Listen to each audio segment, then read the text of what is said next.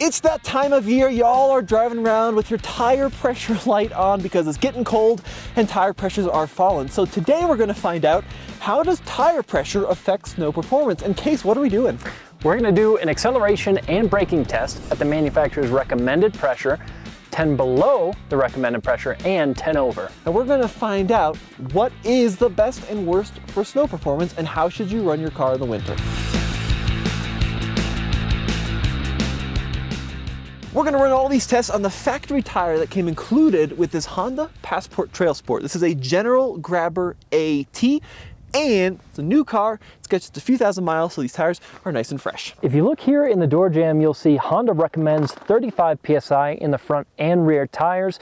So that's what we'll run for our first test, then 25 and then 45. First things first, we need to make sure that these tires are inflated exactly to the manufacturer rating of 35. So I've got my Fantic X10 Apex inflator here. I've set the pressure to 35 and then I click start. That's going to run automatically and shut off when it's exactly at 35 PSI. There we go, 35 PSI, so this tire is ready to go. Now time to do the other three.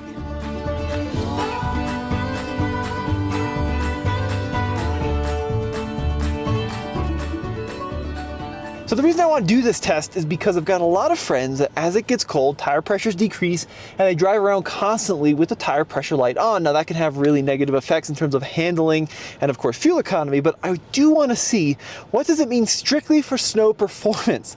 And I'm also curious to see what overinflated tires do as well. So this first test, we've got this Passport up this probably 10-12 degree slope covered in a really thick, slick, packed down snow. And we're going to time how quick this car can get from the start cones to the finish cones. Case is the stopwatch, and then we're going to turn it around and do a brake test to find out how many feet it takes to stop. All right, Case, I think I am ready. Let me make sure I'm in snow mode. Yep, we're ready to go. All right, in 3, 2, 1, go. Okay, here we go. Ooh, tough start. Car is struggling for grip. It's working, it's working, it's working. Here we go, and across the line. All right. About 7.5 seconds. We'll find out with the other test if that's good or not. 7.5, all right. So definitely a lot of traction control as the car was really figuring out how to respond to the conditions. But that is pretty typical as to what you'd expect when driving in the snow. So that's why we keep traction control on for these tests. The exact number was 7.65.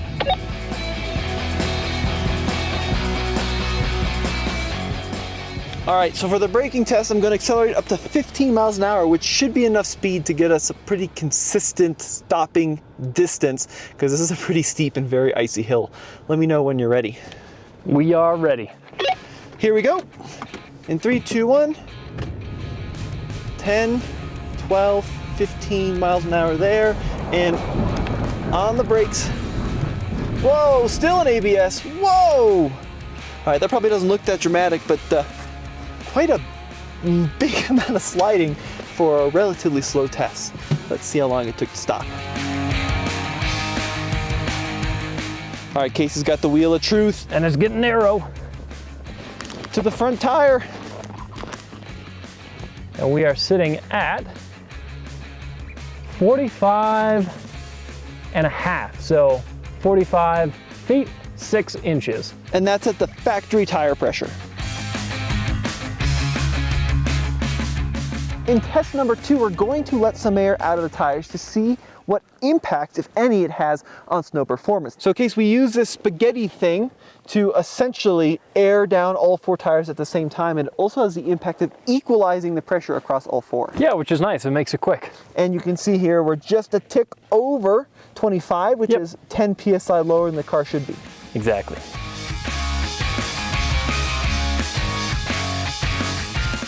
Now we know that airing down tires does have a major impact when you're traversing deep snow, like across rough terrain, which is why they do it in Iceland, right? But what about for a normal car if you just air down 10 PSI? I mean, that's not a crazy amount of pressure, but it is an amount of pressure that you can lose from going from a very hot area to a very cold area.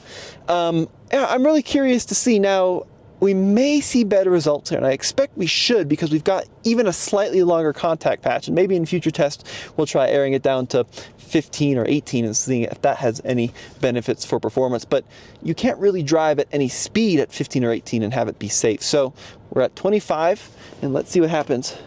All right, Case, go ahead and count me down. All right, in 3, 2, 1, go. Okay, full throttle just like last time. Car's struggling for grip, but it seems like less traction control intervention that time. Huh, interesting. What are the chances?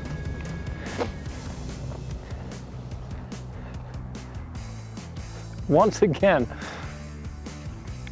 Tommy, it's very rare that this happens to us, but you got a 7.65, exact same time as the first run.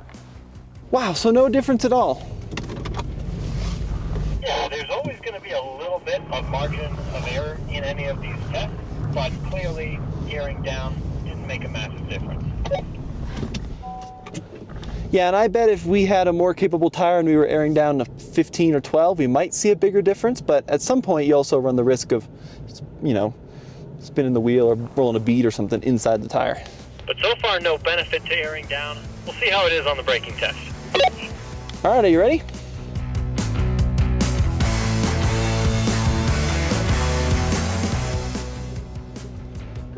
And here we go. Okay, so full ABS stop like we did last time at 15 miles an hour. There's 15 and hard on the brakes. Oh, you know what? We did actually stop a few feet shorter than the first cone. Very interesting. Let's see how much shorter. So the first run was 45 feet and 6 inches. Now we're at about 38 feet and 6 inches. So 7 feet shorter, which is a difference, but I'm not sure it's enough of a benefit that I would recommend somebody run their tires 10 PSI low just to get it. And the problem is, nobody should run their tires lower than the manufactured tire pressure ever, unless you're off-roading like we do for a limited amount of time and then you air them back up to go on the road. This is the big takeaway, is don't run your car below tire pressure, because at speed on the highway, the tire can actually delaminate. If you remember the Ford Explorer disaster with Firestone, of course there were other things going on, but one of the contributing factors was tire pressures too low. So you have to run, if you're running on the road, at recommended pressure. And we did see a difference, but not a huge difference. No.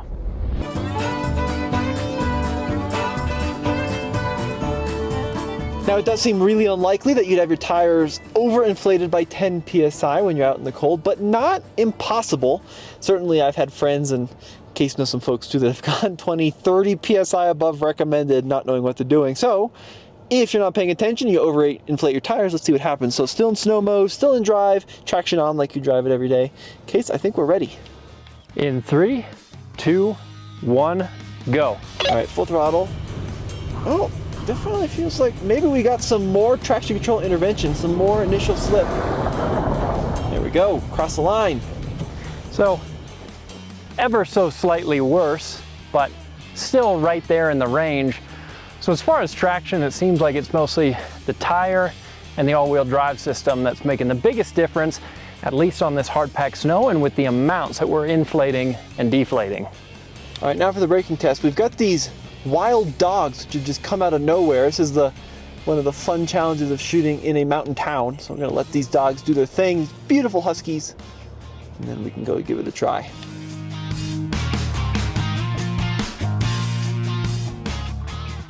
All right, they're past me. Are you ready? Okay, 15 mile an hour braking test. 11, 12, 13, 14, 15, and on the brakes. There we go. Let's see what that is.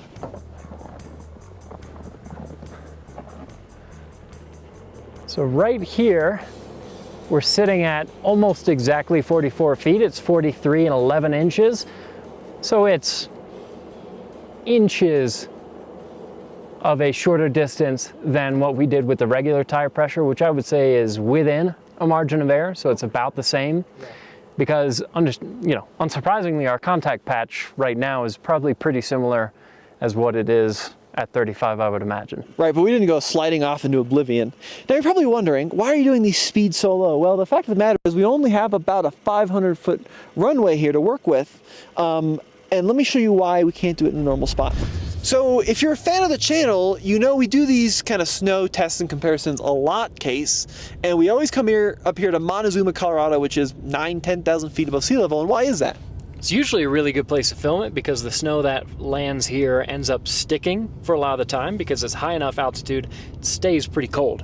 Now we've got this wide open private road that we use, and it's great. It's easy to film. We can get some speed up, 25, 30 miles an hour, and be safe.